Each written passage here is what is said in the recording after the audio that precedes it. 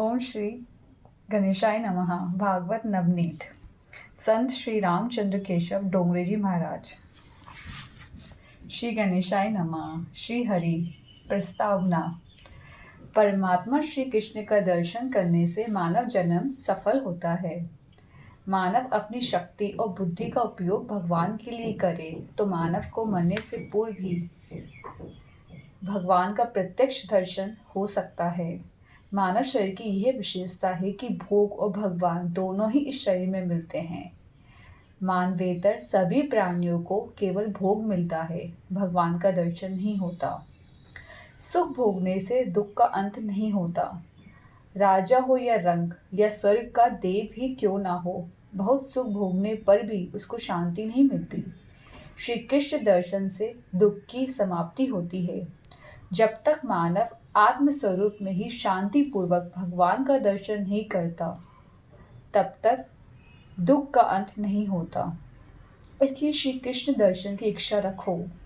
भगवान का दर्शन करने की इच्छा होते ही पाप छूटने लगता है, जबकि संसार का कोई भी भोग भोगने की इच्छा होते ही पाप का आरंभ होता है। श्री कृष्ण दर्शन की इच्छा रखकर जो साधन करता है, उसको सभी साधु संत आशीर्वाद देते हैं, किंतु जो भगवान को भूलकर माया में फंस जाता है, उसको कोई संत आशीर्वाद नहीं देते। आप भगवान का दर्शन करने की इच्छा रखकर साधन करो, इससे बहुत शांति मिलेगी। श्री राम कृष्ण दर्शन के लिए जो प्रयत्न नहीं करता है, उसको अंतकाल में बहुत दुख होता है। भगवान का दर्शन करने की इच्छा शुभेच्छा है।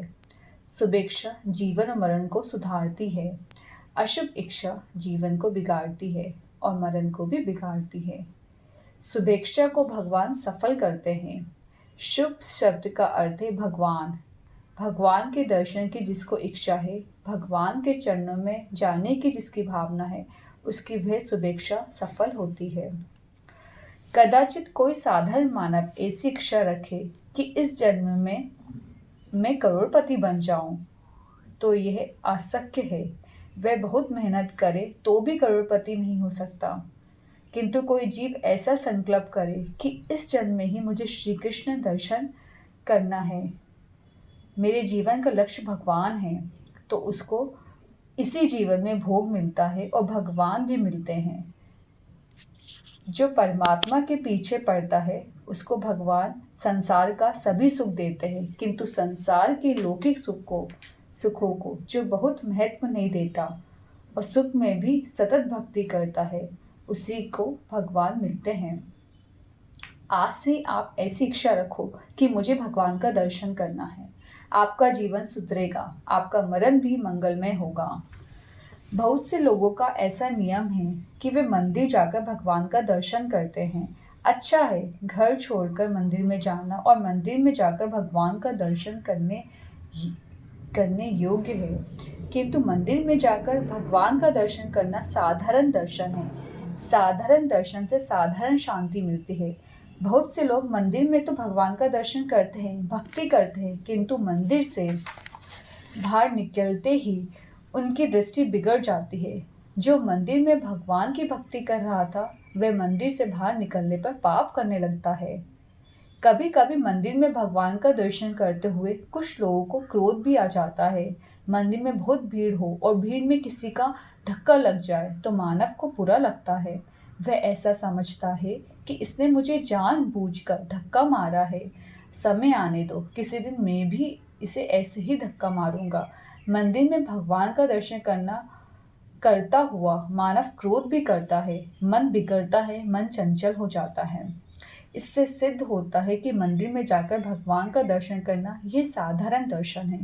साधारण दर्शन से साधारण शांति मिलती है। मंदिर से बाहर निकलने पर जहाँ भी नजर जाए वह भगवान का ही दर्शन करो। भगवान का दर्शन भावना से होता है। जिसके मन में प्रेम है, जिसके हृदय में भाव है, जिसकी आँख शुद्ध है, उसी को मंदिर में भगवान का दर्शन होता है। जिसके हृदय में प्रेम नहीं है, उसको तो मंदिर में पत्थर की मूर्ति ही दिखती है।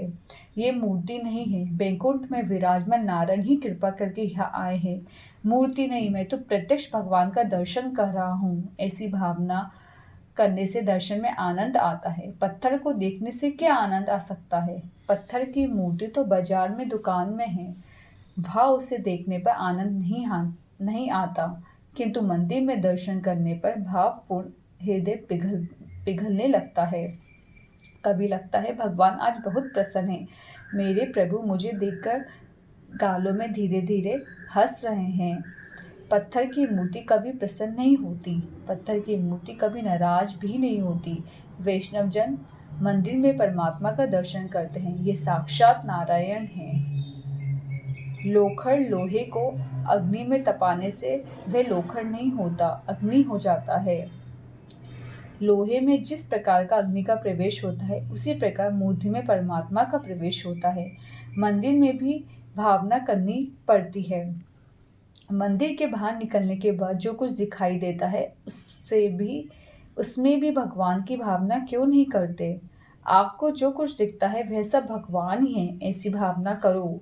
सृष्टि को सुधारना आसक्त है, अपनी दृष्टि को सुधारो। इस संसार को कोई सुधार सका नहीं। जिसने अपनी दृष्टि को सुधार लिया है, उसको जगत में बिगड़ा हुआ कुछ दिखता ही नहीं। तुलसीदास जी महाराज को जगत में कोई स्त्री दिखती नहीं, कोई पुरुष दिखता नहीं। सिया राम में सब जग जानी, करो प्रणाम जोरी जुग पानी। भक्तों की दृष्टि जहाँ भी जाती है, वहाँ उनको भगवान का ही दर्शन होता है। भावना से भगवान दिखते हैं। किसी की देह को काहे को देखते हो? जो देह को देखता है, उसको देव का दर्शन कभी नहीं होता। देह तो मलमूत्र से भरा हुआ है। जो देह को सुंदर समझता है, वह ईश्वर से बहुत दूर है। देह में जो सौंदर्य है, वे देव का सौंदर्य है। देह में देव विराजमान है, इसलिए देह में सौंदर्य भासता है। देह से जब आत्मदेव बाहर निकलते हैं, तब देह को कोई घर में रखने के लिए भी तैयार नहीं होता। कई लोग तो उतावली करते भी नजर आते हैं, जल्दी बाहर निकालो नहीं तो वजन बढ़ जाएगा।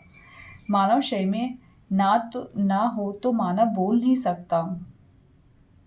मानव शरीर में भगवान ना हो तो मानव बोल नहीं सकता। बोलने की शक्ति भगवान देते हैं। आँख को देखने की शक्ति भगवान देते हैं। कान को सुनने की शक्ति भगवान देते हैं। भगवान शक्ति ना दे तो मानव जिह्वा रहते हुए भी गूंगा ही बना रहेगा। आँख रहने पर भी अंधा और कान रहते हुए भी बहरा बना रहेगा। इससे सिद्ध होता है कि देह में जो सौंदर्य और शक्ति है, वे देव के कारण ही है। अतः किसी स्त्री को, किसी पुरुष को स्त्री या पुरुष भाव से नहीं बल्कि भगवत भाव से देखने की आदत डालो।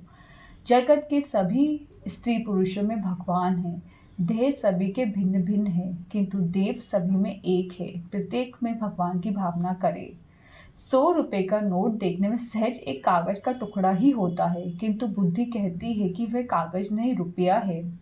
आप उसे संभाल कर रखते हैं। आपको नोट में एक पैसा भी दिखाई नहीं देता, किंतु बुद्धि कहती है कि वह कागज नहीं, धन है। इसी प्रकार प्रत्येक स्त्री पुरुष में बुद्धि से भावना से भगवान का दर्शन करो, आपको बहुत शांति मिलेगी।